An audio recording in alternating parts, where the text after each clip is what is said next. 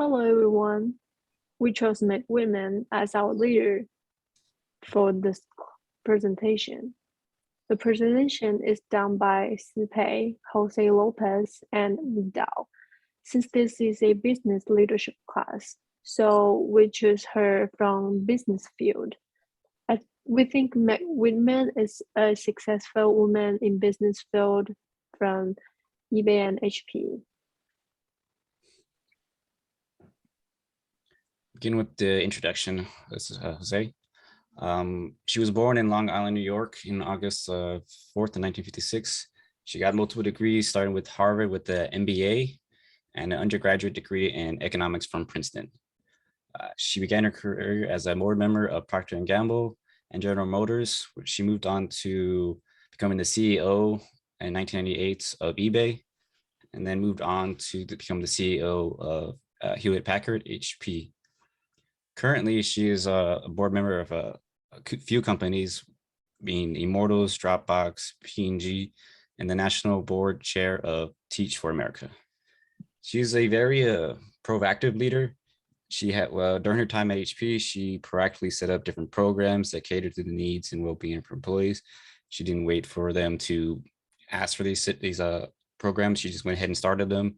She's really friendly to her coworkers. She's always talking to them and interacting with them.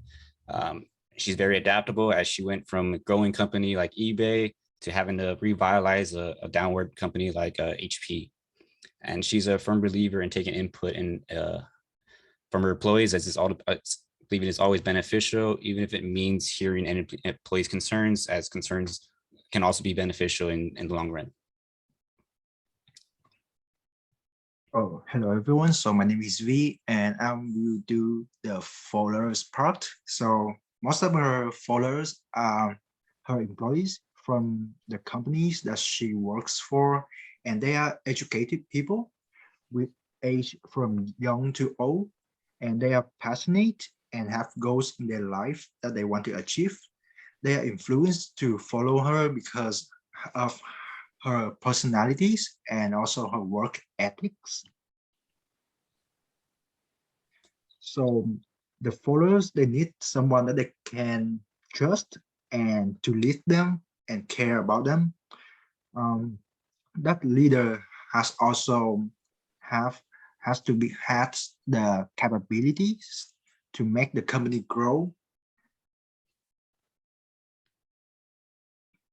So Meg Whitman is a very adaptable person. So they adapt to the needs of her followers proactively. She knows how to win over people with her visions and her work ethics. And she enjoyed what she was doing, according to many of her employees. And she also a very friendly person, because she's willing to connect with the employees and support them with any problems they have. And she's a capable person, because she can deal with personal problems as well as organization problems. And during the time at HP, she set up an email account so the employees can send their concerns, also needs, directly to the executive without going through multiple processes. And she also created recognition at HP. It's an employee reward program where the manager will give points to the employees so they can exchange those points into cash, printers, or even computers.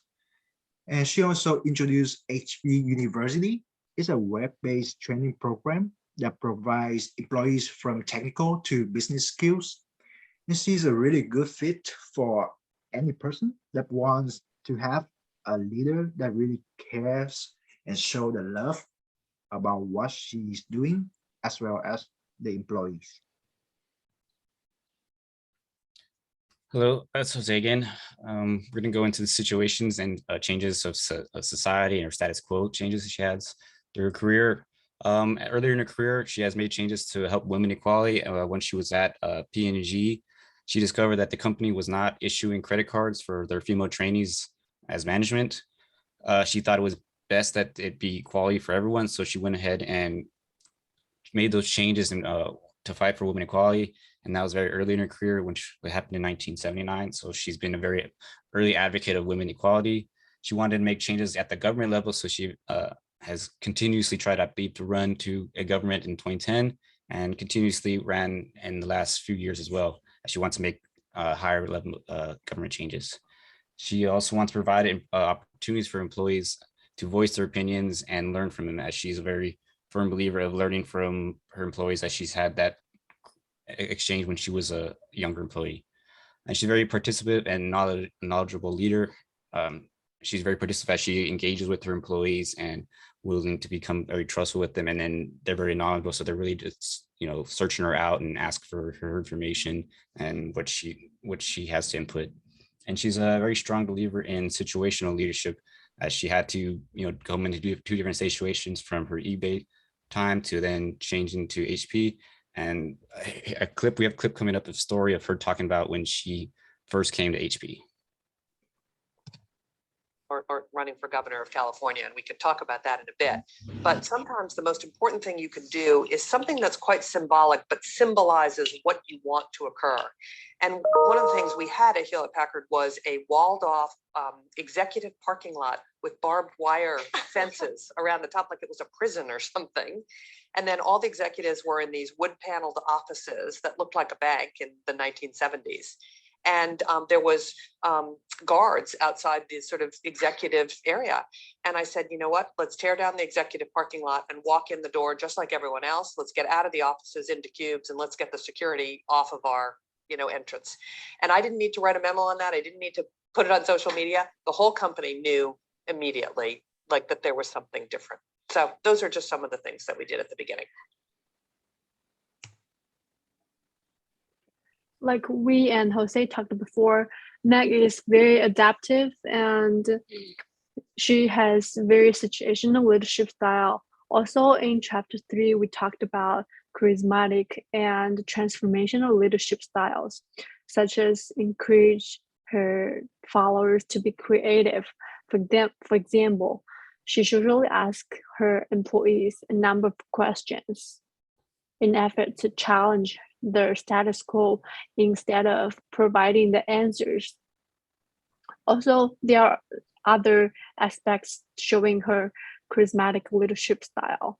For example, she advocates for individualized consideration, ensuring that open communication within the organization, providing employees with an opportunity to communicate directly to the top executive, earning trust from followers.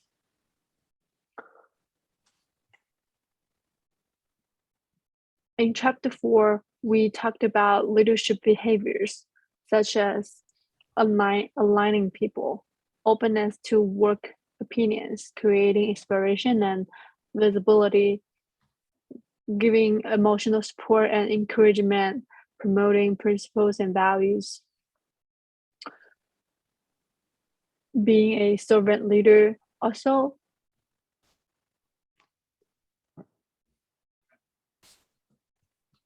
so she has strong personal and organizational values. For example, she believes that leadership success emanates from integrating the followers within the leadership process. Also, she's passionate about respecting others' ideas. By encouraging employee engagement, Whitman has been able to enhance the performance of HP company, which had been on a downward trend.